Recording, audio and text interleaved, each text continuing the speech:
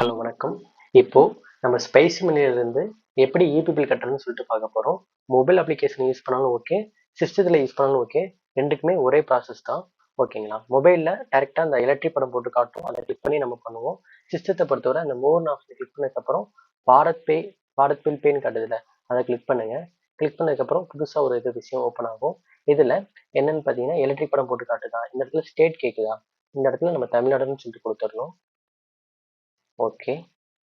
Service provider வந்து நம்மளுக்கு தமிழ்நாடு தான். ஓகேங்களா?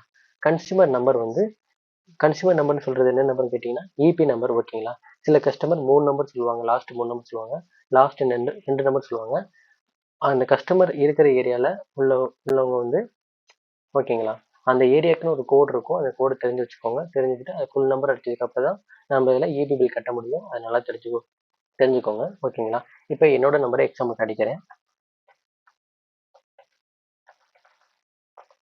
ஓகே. கஸ்டமர் மொபைல் நம்பர் கேட்டிருக்காங்க. அந்த இடத்துல கஸ்டமர் மொபைல் நம்பர் தான் கொடுக்கணுமா அப்படின்னு அவசியம் இல்லை. ஐடி யார் பேர்ல இருக்கோ அவங்களோட மொபைல் நம்பரே கொடுத்துக்கலாம். அதுவே போதுமான விஷயம்.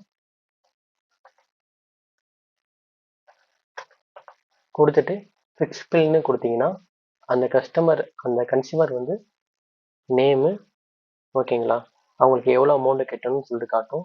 அவங்க ஆல்ரெடி கட்டியிருந்தாங்கன்னா ஸோ அந்த இடத்துல நோ டியூ பில்னு காட்டும். ஸோ நம்ம செக் பண்ணி பார்த்துடலாம். பார்த்தீங்களா, payment received for the building period no bill due. ஓகேங்களா, நான் ஆல்ரெடி கட்டி முடிச்சிட்டேன். ஸோ அதனால காட்டுது. இதே மாதிரி தான் கட்டிக்கணும். தேங்க்யூ.